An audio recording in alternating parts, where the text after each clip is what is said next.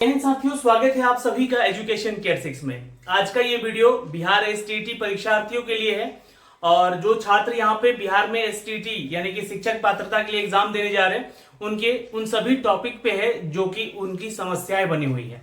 आयोग को, सरकार को इस वीडियो को जरूर देखना चाहिए और समझना चाहिए। इनके मुद्दे को यहाँ पर लेकर हम आए हैं और इन मुद्दों को आप लोग भी साझा करिए एक दूसरे से, ताकि जो है बिहार एसटीईटी छात्र जो एग्जाम देने जा रहे हैं, होने वाला एग्जाम, उनमें आप लोग भी पार्टिसिपेट कर सके। तो सबसे अगर अहम मुद्दा देखें तो सब्जेक्ट कॉम्बिनेशन को लेकर है। इसके ऊपर तो हमने बहुत सारे वीडियो बनाए हैं, लेकिन इस टॉपिक पे वीडियो कम है। लेकिन मैं उन सभी शिक्षकों से भी हाथ जोड़कर विनती करूंगा कि आप लोग भी, जितने लोग पढ़ा रहे हैं शिक्षक बहाली को लेकर, एक बार इस मुद्दे पे जरूर बात करें, ताकि सब्जेक्ट कॉम्बिनेशन का जो है त्रुटि उसको दूर किया जा सके। पहले समझते हैं कि आखिर सब्जेक्ट कॉम्बिनेशन क्या है, सब्जेक्ट जो विषय समूह है वो क्या है और आखिर क्यों इसको इंक्लूड किया गया है इस तरीके से कि छात्र इसको फॉर्म ही नहीं भर पा रहे हैं इसका। देखिए, पहली चीज तो यहाँ पे दो सब्जेक्ट है। एक तो आपका विज्ञान है, जो कि यहाँ पर इसमें स्नातक का डिग्री और बीएड का डिग्री होना जरूरी है अगर आप इस एग्जाम को देने जा रहे हैं। यानी कि अगर आप कक्षा 9 से 10 और 11 से 12 के लिए आप आवेदन करेंगे तो भाई जाहिर सी बात है कि आपका ग्रेजुएशन होना, मास्टर्स होना जरूरी है। अब यहाँ पे स्नातक मांगा जाएगा कक्षा 9 से 10 में। पेपर 1 की ही बात कर रहे हैं अभी हम लोग यहाँ पे, है ना। पेपर 2 में तो बहुत सारा चीज आसान कर दिया गया है, क्योंकि वहां पे मास्टर्स की डिग्री बोल दी गई है और जिनके पास मास्टर्स की डिग्री है उनको तो कोई दिक्कत है नहीं, वो तो अप्लाई कर ही रहे हैं। लेकिन जिनके पास नहीं है वो आवेदन सीधे से बाहर हो जा रहे हैं। लेकिन पेपर 1 में क्या है कि जैसे कि मान लीजिए कि आपका साइंस और मैथ के टीचर, जैसे कि हमारे शिक्षक मंत्री जो है, वो शिक्षा मंत्री जो कहते हैं कि बिहार में शिक्षकों की काफी कमी है साइंस और मैथमेटिक्स को लेकर। आपने अपने आप से कभी ये सवाल पूछा है मंत्री महोदय जी कि ये कमियां क्यों आई है? इन विगत जो पिछले वर्षों में 15 साल या 25 साल या 30 साल में कह लो, ये तीनों सरकार जो आप लोग रहे हैं मिलजुल कर यहाँ पे और आपस में गठबंधन करके, तो अभी आप लोगों ने कभी अपने आप से पूछा है कि ये स्थिति क्यों आई है बिहार में कि मैथ और साइंस के टीचर क्यों नहीं मिल रहे? बिहार का छात्र मैथ पढ़ने में तेज, बिहार का छात्र साइंस में तेज, तो आखिर मैथ और साइंस के टीचर नहीं मिल रहे? इसके पीछे सिर्फ और सिर्फ एक पॉलिटिकल टॉपिक है, एक पॉलिटिकल यानी कि राजनीतिक मुद्दा है। क्यों? क्योंकि देखिए, मैं आपको साफ साफ सुना दूं कि अगर सीटेट एग्जाम जो होता है सेंट्रल लेवल का, उसमें आप लोग जो है हर बार 2 एग्जाम लेते हैं साल भर में, हाँ। तो वहां पे शिक्षकों की कमी नहीं है भाई, हर पूरे देश भर से वो एग्जाम में छात्रों को बुलाया जाता है कि आप सीटेट का एग्जाम दीजिए। नौकरी नहीं देता है सीटेट, लेकिन यहाँ पे ध्यान रखिएगा वो एक एग्जाम तो कंडक्ट करा रहा है ना, आपको एलिजिबल तो बना रहा है ना आपके शिक्षक बनने के लिए। तो ये भी एक एलिजिबिलिटी टेस्ट है एसटीईटी। आप ले रहे हैं परीक्षा 2011 में, फिर 2019 में, अब 2023 में। 4-4 साल, 5-5 साल का गैप करके कीजिएगा तो कौन से छात्र को इंटरेस्ट जगेगा कि इस सभी सब्जेक्ट को पढ़ के वो शिक्षक बनने का भी सोचे? हर साल निकालिए ये एसटीईटी परीक्षा, योग्यता दीजिए उनको कि आप योग्य बनिए। अगर नहीं आए छात्र तो बोलिए फिर।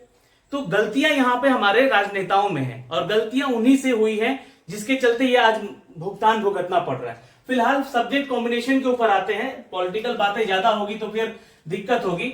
देखिए, यहां पे बोला गया है कि सब्जेक्ट कॉम्बिनेशन में जो बायोलॉजी वाले छात्र हैं, जीव विज्ञान वाले छात्र हैं, अगर उन्होंने जंतु विज्ञान, जिसको प्राणी विज्ञान भी कहते हैं हम लोग, है ना, याद रखिएगा, है ना, तो जो भी जंतु विज्ञान में उनका स्नातक है और उनका बीएड है ना, तो बीएड आपने तो कर रखा होगा, जाहिर सी बात है अगर शिक्षक बनने का सपना देख रहे हैं तो, या फिर वनस्पति विज्ञान में आपका है जो ग्रेजुएशन है, तो आप आवेदन कर सकते हैं। लेकिन इनमें से एक ऐसा सब्जेक्ट जो कि आपका केमिस्ट्री भी होना चाहिए, ये बात वहां पे लिखी गई है, ठीक है। इनमें से जैसे कि अगर आप साइंस के टीचर बनना चाहते हैं तो आपके पास क्या योग्यता है? देखिए यहाँ पे जो है, मैं इसका स्क्रीनशॉट ले रखा हूं, यहाँ पे यही बातें लिखी गई है कि स्नातक स्तर पर जंतु विज्ञान, वनस्पति विज्ञान और रसायन विज्ञान में पठित हो अथवा इंजीनियरिंग से स्नातक जिसमें कि विज्ञान की विशेषज्ञता हो। यानी कि यहां पर एक बात और लिख दी गई है कि अगर आपकी विशेषज्ञता यानी कि आपका क्वालिफिकेशन, जैसे कि इंजीनियरिंग बहुत सारे छात्र कर लेते हैं, बीई बीटेक करने चले जाते हैं, वहां पे अगर आपका एज ए सब्जेक्ट जो है साइंस रहा होगा तो आप इसके लिए आवेदन कर सकते हैं, विज्ञान के शिक्षक बन सकते हैं। लेकिन मैं बता दूं कि बीई बीटेक वालों को भी यहां पर बीएड की जरूरत पड़ेगी अगर आप पेपर 1 देते हैं तो, ठीक है। ये आपको मेंशन कर दिया गया है आपके नोटिफिकेशन में। अब यहाँ पे अगर आप जैसे कि साइंस में टीचर बनते हैं रसायन विज्ञान के, तो एज ए रसायन विज्ञान आपका भी पेपर यहाँ पे होना चाहिए, इसमें ग्रेजुएशन होना चाहिए और इसमें बीएड भी आपका होना चाहिए। इसमें तो ज्यादा समस्या दिखी नहीं, लेकिन बहुत सारे ऐसे हमारे सब्जेक्ट्स हैं जो छात्र करते हैं। क्योंकि देखिए अभी के अगर सिनारियो को देखिएगा ना, तो बहुत सारा ऐसा कोर्स लॉन्च कर दिया गया है जिस कोर्स के जो छात्र हैं वो बहुत हैं, बीएड भी कर रखा उन्होंने, लेकिन उनका सब्जेक्ट कॉम्बिनेशन बीटेक से इन पेपर में नहीं मिल पा रहा है, जिसके चलते वो सीधे सीधे वो बाहर हो जा रहे हैं। तो आयोग को यहाँ पे संज्ञान लेना चाहिए इन सभी चीजों पे और इस मुद्दे पे बात करनी चाहिए कि चलिए इंजीनियरिंग वाले तो ठीक है आ सकते हैं, लेकिन बीएससी बहुत सारे सेक्शन में होती है, आईटी भी है, बीएससी कंप्यूटर भी है, इलेक्ट्रॉनिक्स भी है, या बीएससी आपका साइंस में अगर हम बात करें तो फिजिक्स भी है। फिजिक्स की बात यहाँ पे नहीं की गई है, ठीक है, फिजिक्स की बात की गई है मैथ के टीचर में। अगर आप मैथ के शिक्षक बनना चाहते हैं तो आपका जो है ग्रेजुएशन होना चाहिए प्लस बीएड होना चाहिए, इस बात का ध्यान रखिएगा। और यहाँ पे अगर आपने इनके अलावा अगर आपने physics, electronics, computer science, chemistry science और अकाउंटेंसी जो कि सांख्यिकी होता है, ठीक है, तो इनमें से इन चारों में से किसी दो सब्जेक्ट में ये कॉम्बिनेशन है आपका मैथ के शिक्षक बनने का, है ना। इन चारों में से इन 1 2 3 4 5 सब्जेक्ट में से किसी दो सब्जेक्ट में जो है आपका जो है क्वालिफिकेशन होना चाहिए एज ए सब्जेक्ट। अगर आप मैथ के टीचर बनते हैं तो मैथ का तो पेपर होना ही चाहिए, ये ध्यान रखिएगा, है ना। आपका ऑनर पेपर होना चाहिए या फिर आपका जो है यहाँ पे मैथ्स का पेपर में आपको पास होना चाहिए, और साथ में सब्सिडरी पेपरों में इनमें से कोई दो में से आपको पास होना पड़ेगा। ये क्वालिफाइड नेचर है यहाँ पे रखा गया। अब यहाँ पे अगर ये नहीं है तो आप इंजीनियरिंग वाले छात्र भी मैथमेटिक्स के लिए टीचर बन सकते हैं, लेकिन यहाँ पे आपको बीएड की आवश्यकता पड़ेगी अगर आपका एज ए सब्जेक्ट मैथ जो है इंजीनियरिंग में रहा होगा। तो बीसीए वाले भी छात्र यहाँ पे मैथमेटिक्स के टीचर बन सकते हैं, लेकिन यहाँ पे ध्यान रखिएगा यहाँ पे आपका बीएड होना चाहिए, क्योंकि ये आप जो है कक्षा 9 से 10 के लिए आवेदन कर रहे हैं, ठीक है। वहीं 11 12 में जाएंगे तो आपका जो है सब्जेक्ट कॉम्बिनेशन में मास्टर्स डिग्री को भी ऐड कर दिया जाता है। तो ये सब्जेक्ट कॉम्बिनेशन तो साइंस का रहा। हिस्ट्री यानी कि आर्ट्स वाले पेपर में भी कुछ गड़बड़ किया गया है। कॉमर्स में भी 4 पेपर है, वहां पे अकाउंटेंसी इकोनॉमिक को जोड़ जोड़ के वहां पे दिया गया। तो इसमें क्या है मुद्दा यहाँ पे सब्जेक्ट कॉम्बिनेशन में कि बीए और आपका बीएड तो होना ही चाहिए।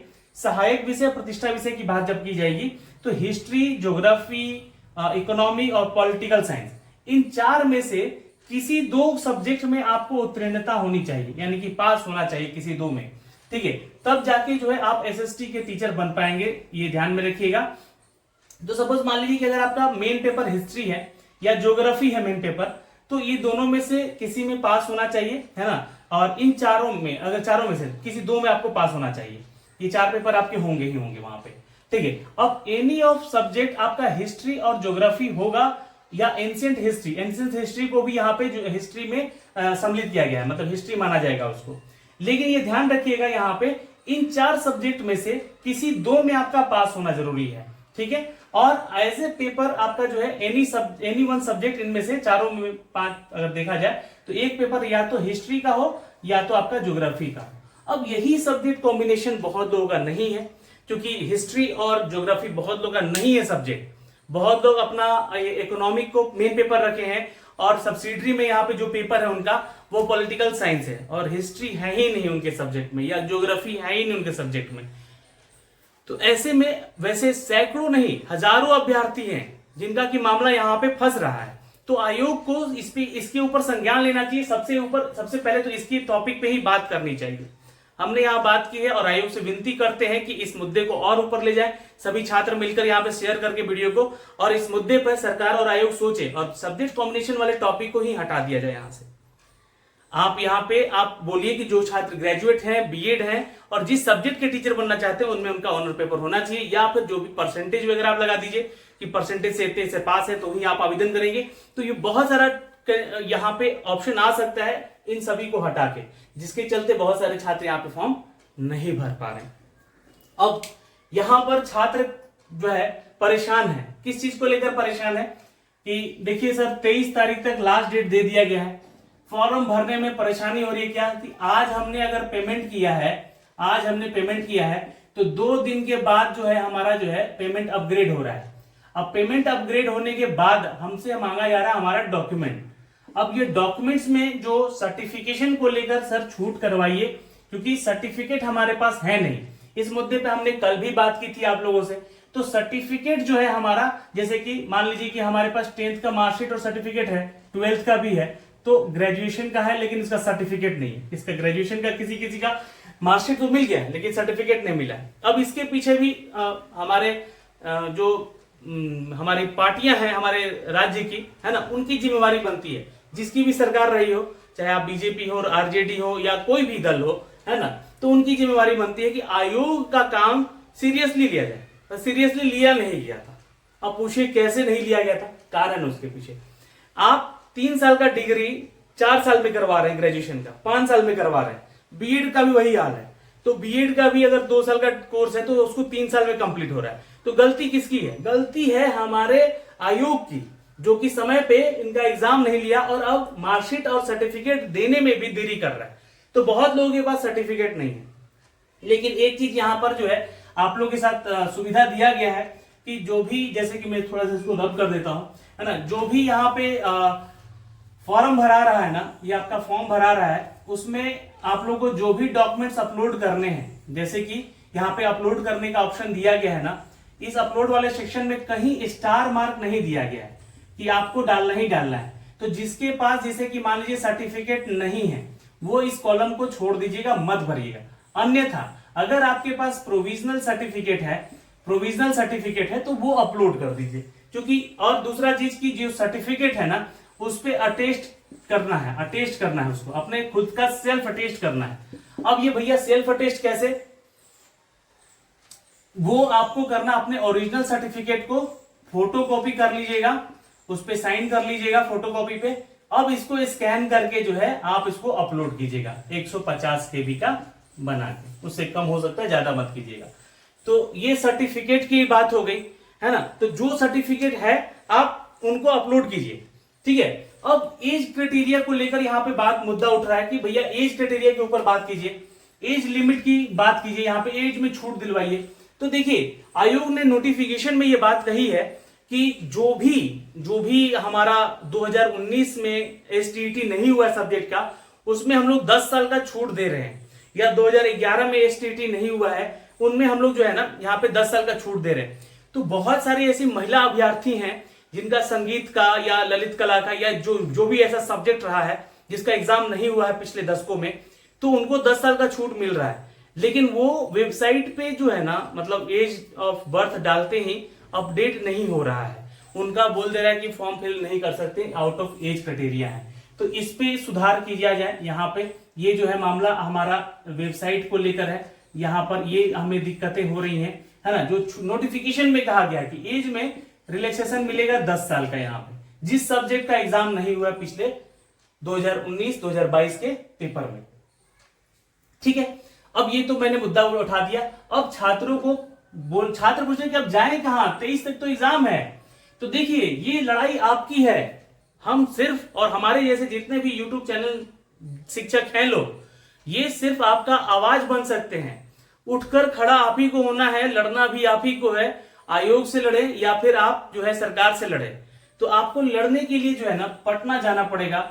BSEB के कार्यालय पहुंचिए, ये सभी मुद्दे वहां पे रखिए और इससे पूछिए कि हमारा डेट बढ़ाइए पहले तो। और दूसरा चीज कि अगर डेट नहीं बढ़ा रहे हैं तो ये सारा चीज 2 दिन में ठीक करके दीजिए, हम लोग 2 दिन में अपना फॉर्म भर लेंगे। तो ये आप लोग को जाना पड़ेगा भाई यहाँ पे, ठीक है। अगर गलतियां कुछ हो रही हैं, या हो सकता है कि बहुत सारी ऐसी चीजें हैं जो कि हम नहीं समझ पा रहे, या बहुत सारे ऐसे छात्र हैं कि वही समझ रहे हैं, तो आपको बिल्कुल जाना चाहिए यहाँ पे BSEB। ये आप लोग के लिए फॉर्म का डेट बढ़ाया जाए प्लीज, कृपया करके ये रिक्वेस्ट है। और बीएड अपियरिंग वालों को मौका दिया जाए, जिसके ऊपर हमने वीडियो सुबह बनाया है। अब ये बीएड अपियरिंग वाले जो छात्र है ना, जो छात्र 2021, 2022, 2023 में पास किए हैं उनके लिए है, और जो अपियरिंग वाले छात्र हैं जो कि 2024 में पास होंगे उनके लिए है। तो देखिए अपियरिंग वालों को क्यों जरूरी है, क्योंकि ये एक जो STET परीक्षा है, ये एक पात्रता परीक्षा है। और पात्रता परीक्षा यानी कि नौकरी नहीं दे रहा है ना, ये तो आपका एक रिजल्ट दे देगा कि हाँ आप पास हो गए हैं। तो आपको इनमें उनको मौका देना चाहिए। हो सकता है कि अगले साल अब उनके पास रिजल्ट रहे तो इच्छा जताएं कि वो यहाँ पे जो है टीचर बनने के लिए फॉर्म भर सकें, और जब फॉर्म भरेंगे तो एग्जाम भी देंगे, तो उनको मौका देना चाहिए अपियरिंग वालों को। और जो छात्र यहाँ पे देखिए 2021-22 में है, उनको यहाँ पे बीएड में आवेदन करने का मौका, सॉरी यहाँ पे स्टेट में आवेदन करने का मौका दीजिए उनको, और इनको एज में छूट दीजिए, है ना, एज रिलेक्शन यहाँ पे इनको मिला चाहिए। सबसे इंपॉर्टेंट चीज भाई इसमें सुधार कर दीजिएगा तो दिक्कत ही नहीं है। अब जिस अनुसार आप लोग फीस ले रहे हैं, फीस का मुद्दा है यहाँ पे कि जिस अनुसार फीस ले रहे हैं उससे ज्यादा तो आप लोग परेशान कर रहे हैं। एग्जाम भी है हम लोग का, छात्रों का, टीचर लोग का, और यहाँ पे आप उनको परेशान कर रहे हैं। 960 रुपया फीस लग रहा है एक पेपर का, 2 पेपर में 1440 लग रहा है। इतना महंगा तो सेंट्रल लेवल पे नहीं कोई एग्जाम होता है वैसे, लेकिन फिर भी आप लोग ले रहे हैं, लीजिए, लेकिन वेबसाइट तो उस लेवल का दीजिए। चिप जैसा वेबसाइट है बीएसईबी का, और वहां पे हम लोग ये परेशान हो रहे हैं, रोज दिन फॉर्म भरने का वीडियो बना रहे हैं। उसके पीछे छात्र सोचेंगे कि सर तो एक ही मुद्दे पे वीडियो बना रहे हैं, फॉर्म भर के बना रहे हैं, एडिट करके बना रहे हैं। नहीं, ये सबका समस्या बनाया जा रहा है भाई, आप लोग का समस्या के ऊपर वीडियो बना रहे हैं। लेकिन आयोग भी ये समझे कि हमको वेबसाइट सुधार के देना चाहिए, ये इतना फीस जो हम लोग ले रहे हैं यहाँ पे। डॉक्यूमेंट्स अपडेट और सेल्फ अटेस्ट के लिए हमने बता दिया है आपको, और सब्जेक्ट कॉम्बिनेशन का भी बता दिया है। तो इस वीडियो में इतना ही। अगर आप लोग पसंद कर रहे हैं इस सब चीजों के ऊपर, मुद्दे के ऊपर बात करने की चीजों को, तो वीडियो को लाइक और शेयर कीजिए। लाइक करें ना करें it doesn't matter, but share कीजिए ताकि सरकार के कानों तक आवाज गूंजे इस विषय को लेकर, और वो आपके बारे में सोचे। फिलहाल गर्मी बहुत है और गर्म माहौल भी हो गया है, तो थोड़ा सा आप लोग कूल रहिए। एग्जाम है, पढ़िए पहले, उस एग्जाम को लेकर डेट बढ़वाने का जिम्मेवारी जो है ना हम सब शिक्षकों का। सब एक साथ आएंगे तो डेट जरूर बढ़ेगा। अपने अपने शिक्षकों को बोलिए कि सब एक साथ जुड़े और इसके ऊपर बात करें, अपने ही वीडियो, अपने ही यूट्यूब पे बात कर, खड़ा होकर बोले कि डेट बढ़ाने के लिए। सरकार जरूर सुनेगी हम लोग का।